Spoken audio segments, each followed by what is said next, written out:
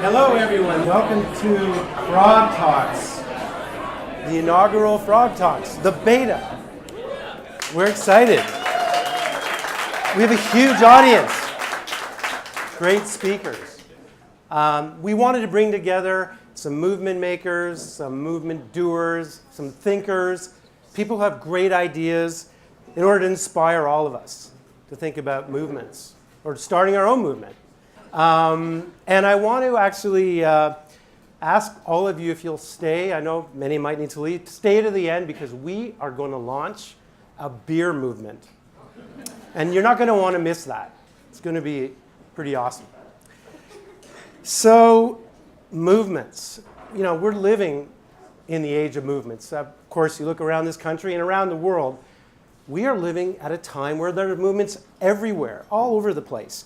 And movements are like a force. They can be a force for good, or they can be a force for evil. It's a bit like Star Wars. How you use the force depends on you. And that's important because the truth is every single one of you in this room, every single individual, every company, every brand, every entrepreneur can create a movement, can identify, crystallize, align with, and spark a mass movement that reaches deep inside people and turns them on. It's like you reach inside, you flip a switch, and you're activated. And tears just appear. And boom, everything changes. And for good or for bad, nothing is ever the same. And the reason that's important is because we're living in a world with huge challenges. And sometimes we need to stop and realize that we need to say to you, here's an idea you need to hear. Or more importantly, here is something that you need to do. Or here is something that you need to do differently. Movements are based on ideas, or emanated from ideas, but they're grounded in action. That's what we're asking people to do. And all of you are movement makers. You can be movement makers because you are dreamers of dreams. And that's where it starts. And today, this whole event is intended to inspire you. And we have some extraordinary speakers who are going to give us some really great insights. Now, this lovely creature on my right is here to remind us of our attention span. We look at the goldfish who has an attention span of 8 seconds. Human beings, we have an attention span of less than that. So the reason why we have him here is to remind us why we started Frog Talks. We want to have the shortest talks on the planet. Big movement ideas, super short and sharp talks. Our next speaker is going to answer the question, is the glass ceiling relevant anymore? And with that, I'd like to bring up on stage Holly Lynch. Please.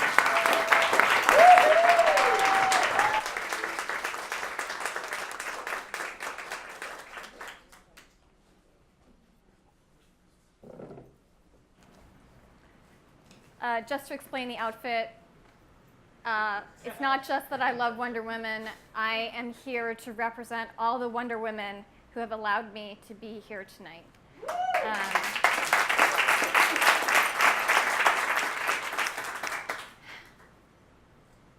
If you want to go fast, go alone. But if you want to go far, go together. I don't know if that's an African proverb. Erica told me it isn't. But for me, it's a truth. And it's a truth I've lived with the help of many friends, but especially the men and women who have worked, marched, run, and strived through cancer with me. They're the reason why I'm here. And I believe that 3 is the most perfect collective number. 3 is company, 3 times a charm, and the third wheel on a tricycle actually is the most essential. It's also the number I believe is essential to start a cultural movement and to end a cultural movement. Fittingly, 2017 has been a banner year for 3s. 3.3 million people marched around the world on January 21st, 2017 in support of the third Women's March on Washington. Soon after that, 3 male media moguls were taken down for sexual assault: Bill Cosby, Bill O'Reilly, and Roger Ailes. Then we had 3 male-led tech companies come under scrutiny for ethical misbehavior: Uber, Facebook, and AngelList. And then we had our 3 women GOP senators stand up and say, no, you can't repeal the Affordable Care Act without a replacement, because they had not come to Washington to hurt people. And for me, it's my third chance at life. So what connects all of these incidents? Women uniting, coming together in strength and in numbers against the adversity of institutions that have kept them on the outside. We are the third women's movement. We are the strivers. We are includers. We are finding strength in our numbers and unity in our diversity. We've recently been called the Xennials, a microgeneration. They didn't know they exist, but we are, outside the norm. We are fueled by social media, by economic ambition, by higher education, and a greater willingness to share struggles, pain, strength, and the ability to help each other. We no longer seek to oust each other for that one position. We have worked together to include each other like a village to go further together. Our igniting point was when we got to college. It was the 90s, and there were 3 women, 3 of many, but 3 women, who stood out for us: Oprah Winfrey, Madeleine Albright, and Hillary Clinton. And they said to us, don't fight alone, fight together, support each other, get more seats at the table, don't oust each other out. And we followed their instructions, because women's rights are human rights. In 2005, we galvanized around another really powerful number: 2. 2% of women around the world considered themselves beautiful. And we had a mission: supporting another pioneering woman out of Brazil, an entirely female team of 20 and 30-somethings from New York, Chicago, London, Dusseldorf, and Sao Paulo, led the Dove campaign for real beauty, to support the 98% of women who should feel beautiful every single day. We got a bunch of awards, but the most important thing that we did was we changed the hearts and minds of girls and their parents forever. And we also rocked the beauty industry to its core. Soon after that, young women around the world like Malala stood up and got shot by the Taliban. And women understood the importance of equal rights for all. Then Facebook and other social media platforms gave women everywhere the capacity to take down brands like Pampers. I worked on it, I know. And GoDaddy, because they didn't believe in the missions that they were being sold. And they knew that their voices and their dollars couldn't be ignored anymore, because 85% of consumer spending in this country is done by women. Which of course brings us back to 2016 and 17. Regardless of Russian meddling, or whether or not you like Hillary Clinton, the truth is in the numbers. Nearly 3 million more people voted for her. And the result of that election took much of this country and the world into mourning, because it meant that misogyny, racism, disrespect, absolute disregard for human rights had just been elected into office. And frankly, a whole bunch of white guys could still pull those exclusivity strings. Not surprisingly, the very next day, 3 women got on Skype with a bunch of friends, and they started planning the March on Washington. Karen, where's Karen? She's somewhere in here. Karen, she actually tagged me on Facebook and a bunch of my colleagues. She's had the nerve. She's like, you guys gotta go, you gotta lead this. And I was like, it's on Facebook, you gotta do it. So I was like, okay. what do I do? So I got a bus. And my Reverend Mother Lyles is here, too. And in the early hours of January 21st, 2017, we got on that bus. It was pre-dawn. Our bus was late, but we got on the bus. We had our coffee. We had our comfortable shoes. We had our clear backpacks stuffed with snacks. We had no idea what to expect. But the resounding response we got in the US and around the world was profound.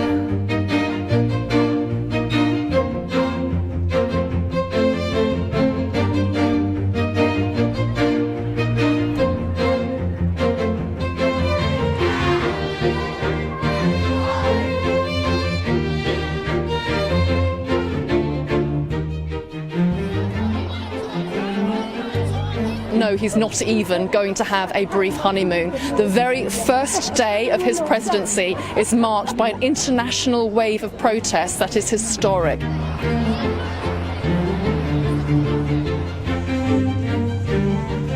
It's a protest against misogyny, it's a protest against the rise of fascism in Western politics. We're protesting for inclusiveness and equality, and that's really what today is all about. Exactly, and we want to send a sign to the women in the US that we're all in this together. Show me what democracy looks like. This is what democracy looks like. Show me what democracy looks like. This is what democracy looks like. For the record, not a single person was killed, arrested, or even hurt that day. But what we didn't understand at the time was that there was a counter movement moving against us in the margins, deep in the margins. And nearly 6 months later, on August 2017, that counter movement of white nationalists and supremacists erupted onto the streets of Charlottesville. Sorry, I get very emotional at this point because it's just a couple weeks ago. The result was that their hate, their violence, their aggression injured many people and caused the death of one young woman. That young woman was out there fighting for inclusion, fighting for the voices of all of us that had gone unheard in the election. My child's famous Facebook post was, "If you're not outraged, you're not paying attention." She paid attention. She made a lot of us pay attention. Heather Heyer, the 32-year-old killed in Charlottesville last weekend by a suspected white nationalist, was remembered on Wednesday for a relentless passion for fighting injustice. She was a firm believer in whatever she believed, and let's do that. Let's find that spark of conviction. Let's find in ourselves that action. Let's spread this. Let's have the uncomfortable dialogue. It ain't easy sitting down and saying, well, why are you upset? Her mother, Susan Breaux, addressed the hundreds of mourners packed into a Charlottesville theater, many of them wearing purple, her favorite color. And I think the reason that what happened to Heather has struck a chord is because we know that what she did is achievable. Ladies and gentlemen, what she did is achievable. There are 3 generations in this room right now and watching online. Isla, where are you? Isla. I think Jun Chang is here and Alessandro Biaggi is here.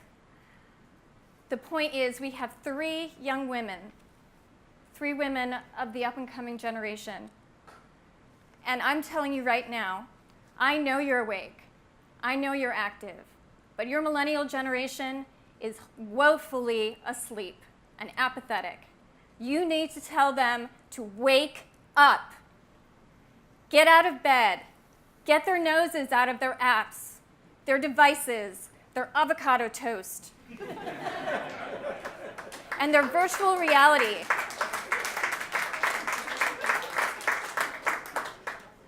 Because the real world needs them now. The environment is real. Healthcare is real. Education is real. Infrastructure is real. Jobs are real. And they need to stop wasting their time. All right? They need to tell their friends to stop whining about Trump and start doing something about it. Better yet, talk to that friend they think actually voted for him and ask why.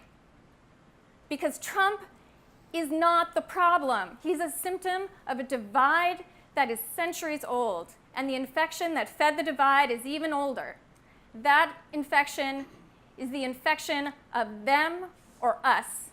And that infection needs to end with you. And the rest of my speaker friends and my peers and the audience here, you have as much of a job to do as they do. Because you have influence, you have character, you have ethics, you have understanding.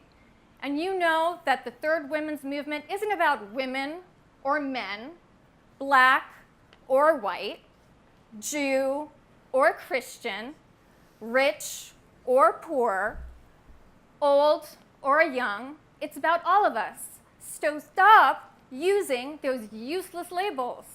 Instead, I had a thought this morning. Think like the Friends. Think like the Quakers. Think like the people who reach out to strangers and say, yes, I'll keep you safe. Come into my house. Be my friend. And when you've embodied that friend mentality, go to Facebook and refriend all the people you unfriended after the election.